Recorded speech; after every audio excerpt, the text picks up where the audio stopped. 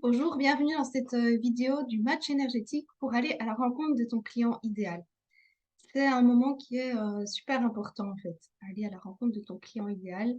Et moi, je vais te proposer d'y aller dès maintenant. C'est vraiment important pour que tu puisses le connaître mieux, que tu puisses comprendre quelles sont ses galères, quels sont ses rêves, qu'est-ce qui le stresse, qu'est-ce qui l'embête, pourquoi il dort pas la nuit, qu'est-ce qu'il désire et où il en est surtout avec son problème. Sentir bien si tout ça en même temps, ben, ça résonne avec toi, d'aider ces personnes-là, identifier sur quel sujet tu vas lui aussi pouvoir apporter de la valeur et déjà commencer à mettre en route comment tu vas leur apporter de la valeur avec les difficultés qu'ils vivent et pour avoir des résultats qui vont les enchanter. En fait, c'est aussi te mettre en ce contact direct, c'est aussi déjà être dans le mouvement pour après, quand tu auras à contacter des potentiels clients ou des personnes qui peuvent être intéressées, tu vas voir que ça va se faire beaucoup plus facilement puisque tu seras déjà dans ce mouvement-là. Et pour moi, c'est super important. Ça m'est arrivé dans le passé de d'être dans un programme de coaching sur 1 an pour développer mon activité. Et en fait, ça traînait à être en contact vraiment avec des gens. Et moi, j'attendais ça avec impatience. J'en avais besoin pour sentir aussi, puisque c'est mon métier en plus d'être thérapeute et coach, de sentir quelque chose de concret. Et ça mettait tellement de temps à se concrétiser. Au bout d'1 an, j'étais toujours pas vraiment en contact avec des personnes, avec nos clients de cœur. Et c'était très frustrant pour moi. Et donc, je pense que c'est vraiment important aussi pour la motivation, même si ça peut te faire peur au début, pour la motivation, pour sentir tout ce que tu as envie de faire, d'avoir ce contact vivant avec ces personnes-là, puisque c'est à elles que tu vas apporter de la valeur. Ça va aussi beaucoup t'aider pour communiquer ensuite, pour que ce que tu dis, la façon dont tu parles, ça leur parle directement. Ça correspond à ce qu'en fait elles vivent et du coup elles vont se sentir déjà comprises, elles vont sentir qu'il y a quelqu'un qui sait aussi quelque part ce qu'elles vivent et qu'il y a des solutions qui existent. Et ils vont pouvoir sentir aussi du coup dans ton énergie si ça leur convient. Voilà, donc c'est vraiment, pour moi, c'est vraiment super important. Tu vas avoir ici tout de nouveau des questions à leur poser, des questions à te poser. Et évidemment, ben, ces questions, tu peux aussi te les poser à toi et essayer d'y répondre en te mettant dans la peau de ton client idéal, surtout s'il y a des résonances. Et c'est important aussi, ça va faire bouger des choses chez toi, mais c'est aussi important d'avoir ce contact avec l'extérieur. Parce que, ben, il y a des choses que d'autres vivent que toi, dans ta propre expérience, tu n'as peut-être pas perçu ou tu n'as pas développé de cette façon-là, vous n'avez pas les mêmes mots pour le dire. Et ça, c'est vraiment super important aussi que tu puisses prendre note des mots qu'ils utilisent pour le dire. Des mots pour parler de leurs mots, leurs désirs, leurs grands rêves aussi. Alors, du coup, ce que je vais te proposer, c'est d'identifier déjà dès maintenant, donc les connaissances, les personnes que tu connais, des personnes dont tu te dis, bah oui, elle pourrait être dans mon client, dans la catégorie de mon client idéal, elles vivent cette situation-là. Et déjà, note-en au moins 10 sur un papier ou dans un document, 10 personnes que tu te dis, là, je peux les contacter pour ça. Tu peux tout à fait leur proposer d'aller boire un verre, de manger ensemble si ça se présente et discuter ouvertement, lui dire un peu de quoi il s'agit, lui demander de jouer le jeu, de te faire confiance, que évidemment tout ce qui est échangé dans ce cadre-là, tu vas pas révéler ça ailleurs, tu vas pas dire que cette personne t'a dit ceci ou ça reste confidentiel. Tu peux aussi le proposer sous forme d'un entretien téléphonique ou par visioconférence. Et ça marche aussi très bien. Et puis, tu peux aussi proposer quelque chose si toi, tu es déjà thérapeute, coach ou dans une autre activité, tu as des choses que tu as l'habitude de proposer aussi gratuitement en échantillon, leur proposer quelque chose qui a de la valeur en échange. Autre chose que tu peux faire encore, c'est sélectionner un certain nombre de questions parmi celles que je te propose, éventuellement les reformuler à ta façon et envoyer un mail, une forme de sondage aussi à des contacts, si tu as déjà beaucoup de contacts, des contacts qui pourraient être dans cette catégorie-là. Et du coup, ben, ça va donner une forme d'entretien en fait avec ces personnes. Et ben, moi, en tout cas, dans mon expérience, c'est que quand je me suis mise à faire ça, il y a déjà beaucoup de choses qui bougeaient pour les personnes, du simple fait que je les contacte, que je prenne leur temps de poser ces questions, d'essayer de les comprendre.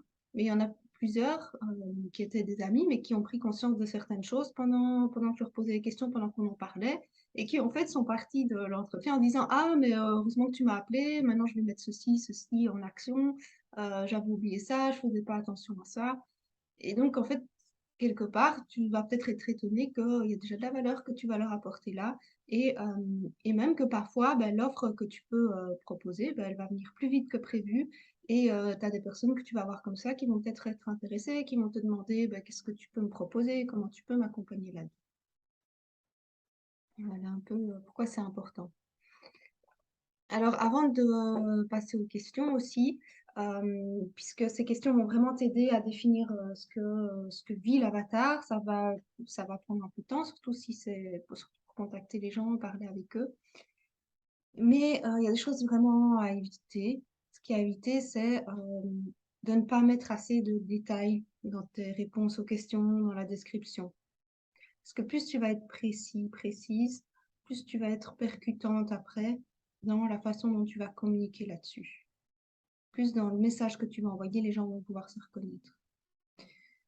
Une autre erreur, c'est d'être beaucoup trop large sur le type de personne que tu veux toucher en te disant, bah oui, comme ça, je vais commencer mon activité vite fait, je touche le plus de personnes possible, je suis très large. Mais en fait, quand plus tu es large et moins ça va parler à des personnes. Et vouloir englober trop de monde, ben, souvent ça marche pas. On en a déjà parlé hein, dans l'étape précédente. Et de plus, il y a quelque chose aussi à savoir si tu es dans l'accompagnement, c'est qu'un accompagnement peut se vendre vraiment, enfin, peut se vendre à un prix beaucoup plus intéressant quand tu es sur une problématique très précise et que tu apportes des résultats aussi précis par rapport à cette problématique-là. Le généraliste, en général, ben, est payé, enfin, fait des coachings moins chers. Donc ça aussi, c'est important. Et pourquoi aussi? Parce qu'il y a tout ce travail d'expertise qui se fait derrière, parce qu'il y a cette compréhension de ton avatar, de ton client idéal. Et c'est quelque chose que je t'invite à faire maintenant, mais c'est quelque chose à refaire régulièrement. Et tu vas voir quand tu vas pratiquer aussi, tu vas être de plus en plus en contact avec les personnes et continuer à être à l'écoute de comment elles avancent. Et puis, si ta clientèle bouge, ben, qu'est-ce qui se passe pour les nouvelles personnes qui viennent te voir?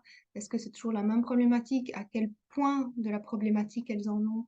Elles sont, est-ce qu'elles ont déjà conscience de tout? Elles n'ont pas beaucoup conscience? C'est sûr que pour toucher un public qui va être prêt à changer les choses, à s'engager dans un accompagnement, dans un produit qui va changer les choses, mais quelque part, il faut qu'intérieurement, ils soient prêts aussi à changer. Et donc, soit il y a un parcours qui se fait à travers ta communication qui les amène à ça, ou alors tu touches des personnes qui sont au point où elles sont prêtes à s'engager et à changer. Donc ça aussi, c'est à prendre en compte. Et donc d'être aussi précis sur le point où se trouve ton client idéal dans son parcours, au moment où tu entres en contact avec lui, au moment où il te rencontre. Ça n'empêche pas qu'il y aura d'autres personnes qui sont en autre point, qui vont aussi être touchées, qui vont pouvoir venir vers toi. Mais toi, tu sais dans ta communication à ce moment-là où tu t'adresses, à qui tu t'adresses. Alors, une autre erreur à éviter quand tu fais toutes ces descriptions-là, c'est de commencer avec un type de client idéal et puis petit à petit dans tes descriptions, dans ce que tu fais, de dévier, d'aller vers un autre type. Tu as choisi un type de client idéal, reste vraiment avec ça. Ne te retrouve pas avec deux ou avec un mélange. Ce sera plus simple. Et puis, dans la description aussi, c'est ce que vit la personne. Les données démographiques, si tu veux, tu peux en mettre certaines, mais n'en fais pas de trop sur les données démographiques, parce que c'est pas celles-là qui sont vraiment les plus importantes. Ce qui est vraiment important, c'est comment ton client idéal, comment il voit les choses, ce qu'il sent, ce qu'il ressent, ce qu'il vit, ce qu'il désire, ce qu'il a envie, quel est son problème, quel est son objectif, quel est son grand rêve. Voilà. Je te donne dans le document hein, des questions que tu vas poser à ton client idéal. Et il y en a toute une liste. Ça ne veut pas dire que tu vas peut-être pas toutes les poser, mais c'est vraiment intéressant de les avoir avec toi quand tu rencontres la personne pour avancer, poser ces questions-là. Et parfois, il y en a qui se ressemblent, mais tu la poses quand même et tu vas voir qu'il y a autre chose qui arrive. Ça va aider la personne aussi à avancer. Et tu les adaptes évidemment avec la problématique.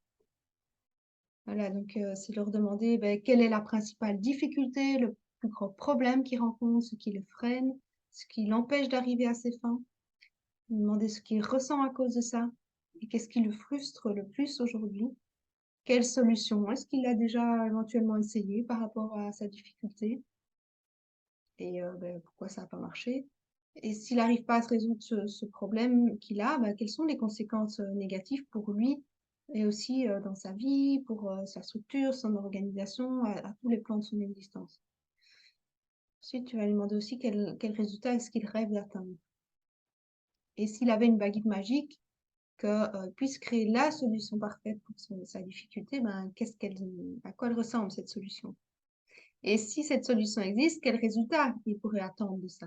Quelles seraient les conséquences positives pour lui et dans les différents domaines de sa vie?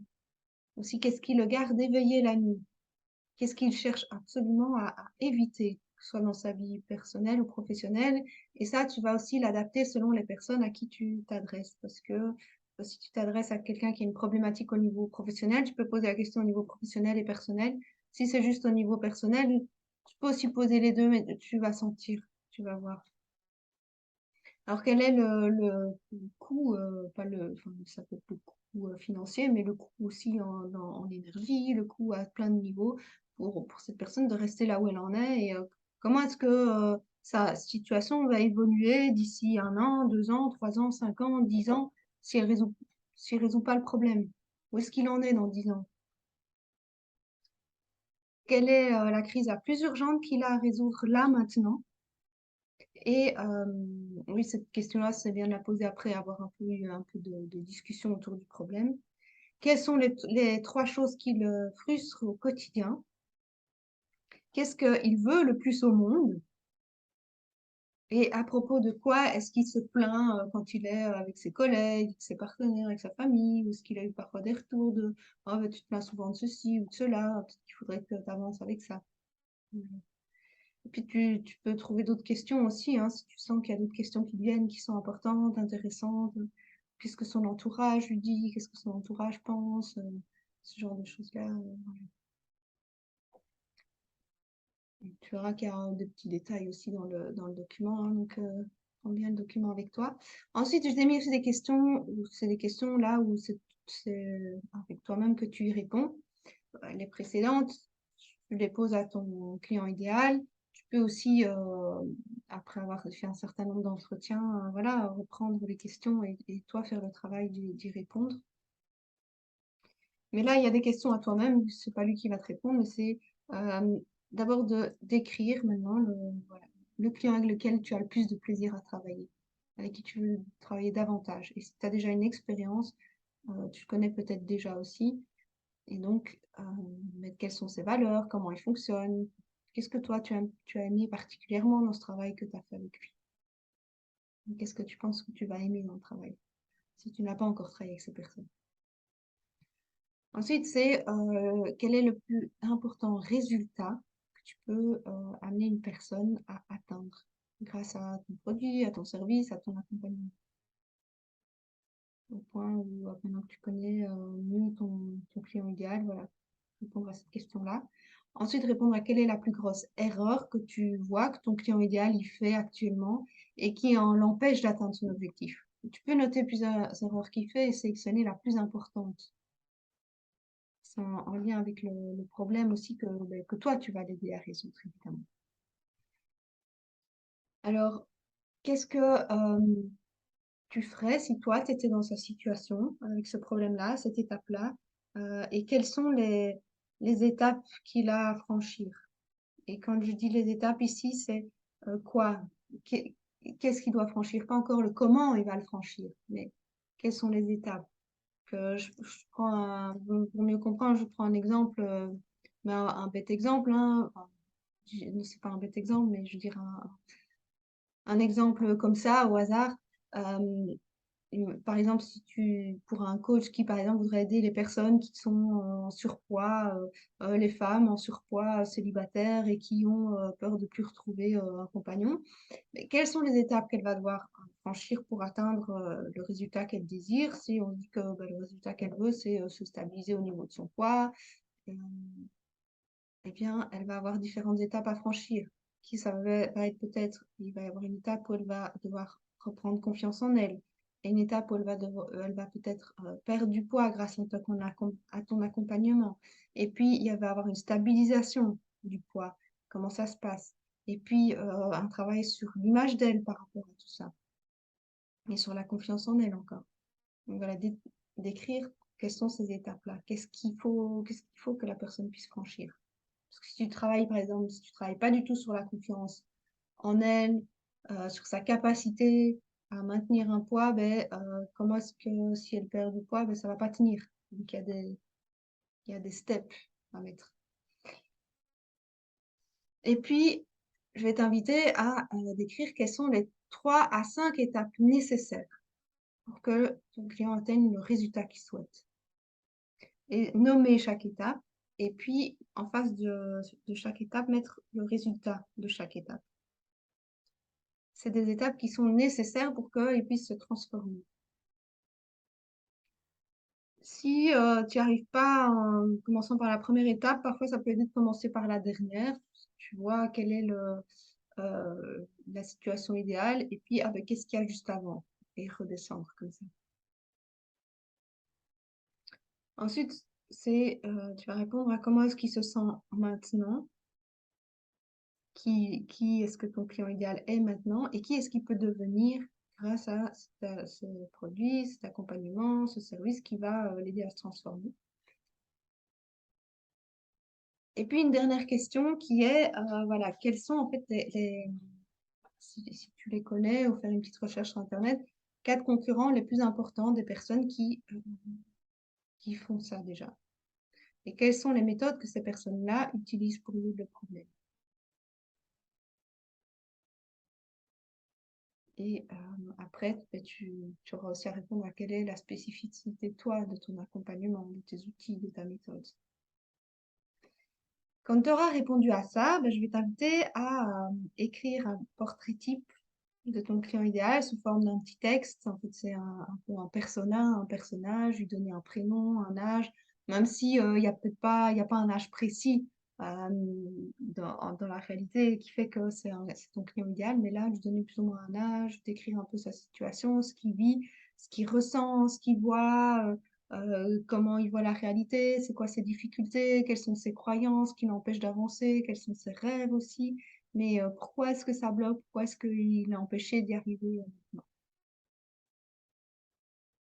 Alors vraiment en utilisant, ben, en te mettant en fait dans la peau de cette personne-là. Et s'il s'agit d'une problématique que toi-même tu as vécue auparavant, ben, tu vas sentir aussi que il y a ça. Et en même temps, il y aura eu les rencontres avec différentes personnes qui font que ça va s'enrichir.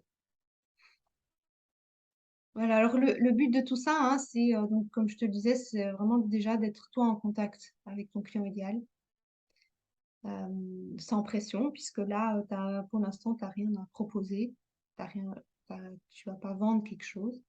Voir comment tu te sens avec ces personnes, ça vient vérifier aussi, travail par rapport à qui est mon client idéal, voir comment ça résonne chez eux, comment ça résonne chez toi. Et tu vas voir qu'il y a déjà des choses qui bougent, hein, il y a des matchs qui se font. Et puis savoir aussi tu vas mieux savoir qu'est-ce que tu pourras lui dire après, qu'est-ce que tu pourras écrire, qu'est-ce que tu pourras communiquer pour que ça puisse le toucher et qu'il se sente déjà compris. Tu vas mieux savoir, comprendre les erreurs qu'il fait et donc tu vas pouvoir communiquer aussi sur ces erreurs-là pour lui amener quelque chose qui a plus de valeur que ça. Et puis, ça va t'amener à comprendre qu'est-ce qu'il a besoin pour avancer, quelles sont ses attentes, quels sont les résultats. Et du coup, ben, quand tu vas créer ton offre, tu vas la créer aussi par rapport à ça, en tenant compte de ça. Du coup, je te redis, c'est vraiment important aussi d'être précis par rapport à la problématique, à ce que vit la personne, d'être ciblé, de bien noter le vocabulaire que les personnes utilisent, les mots qu'elles utilisent pour parler de leurs mots. Et si même tu as la possibilité d'enregistrer des entretiens que tu as avec les personnes, tu peux enregistrer, comme ça après tu peux réécouter, réentendre comment la personne en parle. Et puis, il y a, tu vas apprendre des aspects d'une problématique que tu connaissais peut-être pas. Alors voilà, je vois que j'écris dans le document ce que je te disais aussi au début, hein, c'est que bah oui, tu vas peut-être voir que rien qu'en faisant ça, il y a des personnes à qui ça va apporter de la valeur, qui vont y voir plus clair et qui vont sortir de l'entretien en disant, ah ben, en fait, il y a ça que je peux faire, qui ont trouvé toutes seules des choses qu'elles pouvaient faire.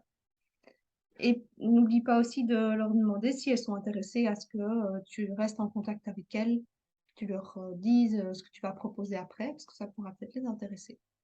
Et dans ce cas-là, d'avoir leur email, leur téléphone, ça dépend comment tu communiques, mais c'est toujours bien là de prendre les emails de toutes les personnes qui peuvent être intéressées. Alors, ce que je vais t'inviter aussi à faire, c'est si la perspective de prendre ces contacts et d'aller parler avec ces personnes te fait peur, par exemple, moi, en séance, ça arrive, ça peut arriver, c'est même assez fréquent. Il peut y avoir des blocages, des peurs, parce que c'est déjà quelque part, tu vas être à l'écoute de l'autre, mais peut-être c'est aussi déjà révéler quelque chose en plus de toi. Et donc, ça veut dire aussi, si ça bloque, qu'il y a sans doute des croyances limitantes à aller visiter. Et tu peux aussi les noter si tu les observes et déjà avoir tes contre-croyances à mettre directement dans ta morning formula, euh, à ajouter et tu vas déjà commencer à intégrer ça pour t'y mettre, quoi, pour y aller et prendre contact avec les gens. Voilà, alors je te laisse ici, je te souhaite des bonnes rencontres. C'est un moment qui est vraiment important.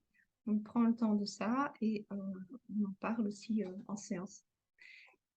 Je te dis à bientôt pour la suite.